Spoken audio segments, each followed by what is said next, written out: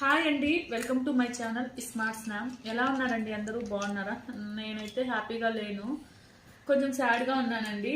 ఎందుకు అంటే ఇవాళ నేను హయాన్ని కొట్టాను.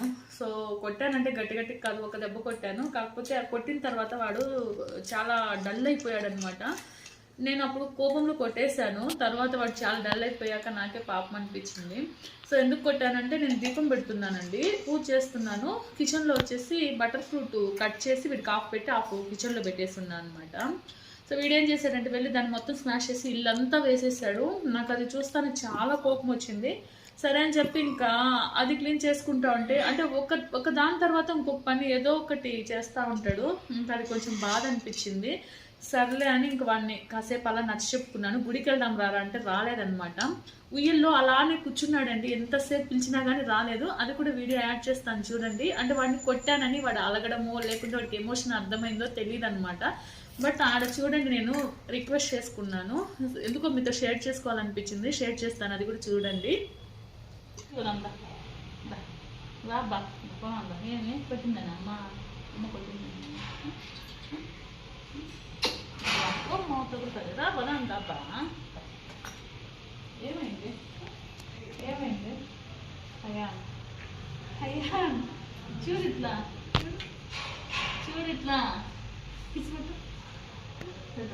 ఏమైంది? సరే సారీ సారీ సారీ బా సారీ అయ్యా సారీ. చూడు ఇట్లా చూడు, అమ్మని చూడు ఒకసారి, అమ్మని చూడు చూడు అమ్మని చూడు. Sorry sorry sorry. సరే అదా వెళ్దాం, గుడికి వెళ్దాం, గుడికి వెళ్దామా? దిగు దిగు, నువ్వు నేను వస్తా, దిగు పదా పదనా పదా. సో చూసారు కదండి, మళ్ళీ వచ్చాడనమాట గుడికి. మళ్ళీ వచ్చేసి ఇంకా ఒక్కొక్కటి తీసుకున్నాను. సరే సరే తీసుకో. ఇంక తర్వాత గుళ్ళో ఏమైందంటే ఇవాళ మా పెద్ద అబ్బాయి రాలేదు. నేను వీడిని ఒక్కడనే తీసుకెళ్ళాను. ఇవాళ థర్స్డే కదా, అన్నదానం చేస్తారండి. ఇంకా సరే నేను ఫస్ట్ అనుకున్నాను వీడు అక్కడ ప్రసాదం తిననివ్వడు, ఎందుకు తీసుకోవడము అని. బట్ మళ్ళీ ఏమనుకున్నానంటే చాలా మంది ఉన్నారు కదా, ఒకవేళ తీసుకుంటే వాళ్ళలో కూర్చొని వీడు కూడా అంటే వీడికి పెడితే అలా కూర్చొని తినడం అలవాటు అవుతుంది కదా, చూద్దాము ఏమైనా కోఆపరేట్ చేస్తాడేమో ఆడు కూర్చొని తినడానికి అని చెప్పే ఉద్దేశంతో ఒక ప్లేట్ ప్రసాదం అయితే తీసుకున్నాను. నేను తీసుకొని కూర్చొని పెట్టుకుంటానే కూర్చున్నాడండి. ఒక 2 సార్లు 2 టైమ్స్ తిన్నాడు. థర్డ్ టైం పెట్టేటప్పటికి లేసి గుంజుకొని వెళ్ళిపోతున్నాడు అనమాట. మళ్ళీ ఎంత ఎంత పిలిచినా కూర్చోడు. ఇంకా అందరు కూర్చొని తింటున్నారు కదా, వాళ్ళు వెళ్ళిపోతున్నాడు అనమాట. వాళ్ళందరూ ఏదో వింతగా చూస్తున్నారనమాట నా వైపు. నాకు అది కొంచెం తీసుకోవడానికి బాధ అనిపించింది. బట్ ఓకే, ఇంకా పూజారి కూడా చూసి నవ్వారు.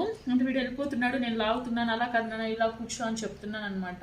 సో పూజారి కూడా నన్ను చూసేసరికి నేను స్మైల్ ఇచ్చాను. సో ఆయన కూడా స్మైల్ ఇచ్చారు. సో చూసిన వాళ్ళందరినీ చూసి నేను స్మైల్ ఇవ్వడం వల్ల వాళ్ళు స్మైల్ ఇచ్చేసరికి ఆ పెయిన్, ఆ బాధ అనేది కొంచెం రిలీఫ్ అయిపోయింది అనమాట. కాకపోతే ఏంటంటే అలా తీసుకొని వెళ్ళి అందరిలో పెట్టడము, కొంచెం బయట తీసుకెళ్ళడము అలా చేస్తే కొంచెం చేంజ్ వస్తుంది కదా పిల్లల్లో అనేది చిన్న ప్రయత్నము. బట్ అలా తీసుకెళ్ళిన తర్వాత వీళ్ళు చేసే బిహేవియర్, వాళ్ళందరూ కూడా మనని ఏదో ఒక వింతలా చూస్తారు కదా, అప్పుడు చాలా పెయిన్ గా ఉంటుంది.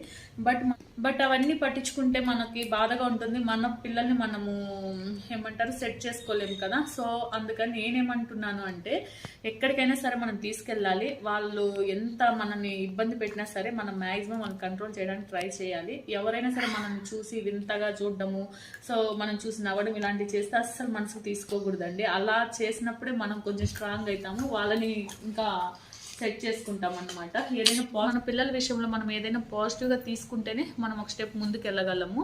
సో చాలా మంది ఇప్పుడు అడగొచ్చు, వింతగా ఎందుకు చూస్తారు, అలా ఎందుకు చూస్తారు, అలా ఎందుకు అంటారు, అలా ఇలా అని చెప్పి అడగొచ్చు. కొంతమంది అయితే కామెంట్స్ కూడా పెట్టవచ్చు. సో ఖచ్చితంగా అడుగుతారు, వింతగానే చూస్తారండి. ఎందుకు అంటే నేను చాలా ఫేస్ చేశాను. హై అండ్ షో సో వింతగానే చూస్తారు. అవన్నీ నేను ఫేస్ చేస్తాను కాబట్టి చెప్పగలుగుతున్నాను. సో ఈ పెయిన్ కానీ ఇలాంటి కిడ్స్ని మనము హ్యాండిల్ చేయడం అనేది అందరికీ అర్థం కాదండి. సో స్పెషల్ కిడ్స్ ఉన్న పేరెంట్స్కి మాత్రమే అర్థమవుతుంది. సో ఇదండి, బ్యాడ్ కామెంట్స్ కూడా కొన్ని వస్తున్నాయి, వాటి గురించి నేను నెక్స్ట్ వీడియోలో చెప్తాను. ఇప్పుడైతే వాటి గురించి మాట్లాడి ఇంకా నేను బాధపడాలి అని అనుకోవడం లేదు. సో నేను ఆఫ్ క్యామ్లో నేను చాలా బాధపడ్డాను, చాలా అంటే చాలా బాధపడ్డాను. బట్ క్యామ్ ఆన్ చేసిన తర్వాత బాధపడకూడదు కాబట్టి జస్ట్ మీతో షేర్ చేసుకోవాలి అని చెప్పి షేర్ చేశాను. మీతో షేర్ చేసుకున్నాక కొంచెం రిలీఫ్గా కూడా ఉందండి. థ్యాంక్ యూ ఫర్ వాచింగ్ అండి. బాయ్.